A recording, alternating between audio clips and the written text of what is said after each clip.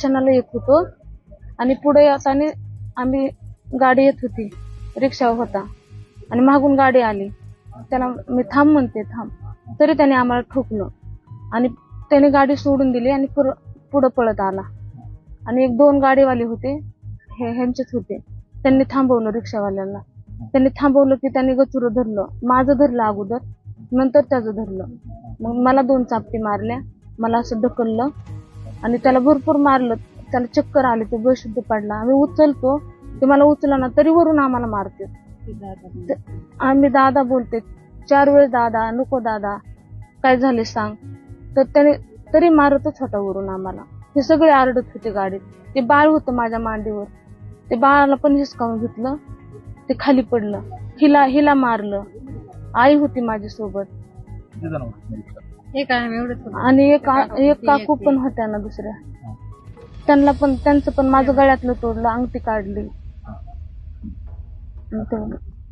आता काय मागणी? आता आम्हाला न्याय पाहिजे. मारणारे किती जण होते आणि किती मोठा प्रमाण? 5-6 जण होते, 10 जण होते, परत भरपूर लय जमले. मी काय म्हणत आहे, मारू नका म्हणत होते. तो पडलाय, बेशुद्ध झालाय, थांबा थोडं. तरी पण ते वरून मारतच होते. मी उचलत होते, मला तो उचलत नव्हता. सगळे लोक त्यांचेच होते. आमच्यातले 2-3 होते, त्यांना पण ऐकत नव्हते, ते मारतच होते. ते सारखं मुख्यमंत्र्याला काय मागणी?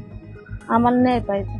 ये जो घटना हुई है ये तो बस तिरकुल इश्यू के लिए हुआ है। एक छोटा सा रोड एक्सीडेंट हुआ था ऑटो और बाइक के बीच में। इसके बाद थोड़ा मेन रोड पे हुआ था, इससे थोड़ा बहुत लोग जमा हुए, इसकी वजह से थोड़ा बहुत सिचुएशन थोड़ा ये हो गया, गड़बड़ हो गया। उसके बाद में जो भी सिचुएशन घटी हुई है वो सब सीसीटीवी में कैप्चर हुआ है और इसके प्रकार जो भी इसमें गुना बनता है हम वो दाखिल कर रहे हैं।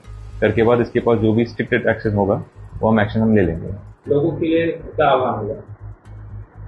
लोगों के लिए बस यही है कि आप शांतता मेंटेन कीजिए। अभी तो पूरा शांतता है यहाँ पे, कोई किसी तरीका कोई अशांतता ऐसा कुछ नहीं है। नेकनूर में पूरा अभी शांतता मेंटेन हुई है। बस यही है कि अगर आप ऐसा कुछ झगड़ा होता है तो डायरेक्ट स्टेशन आ जाइए, हम गुना दाखिल करेंगे, जो भी कार्रवाई होते हैं हम कार्रवाई कर देंगे।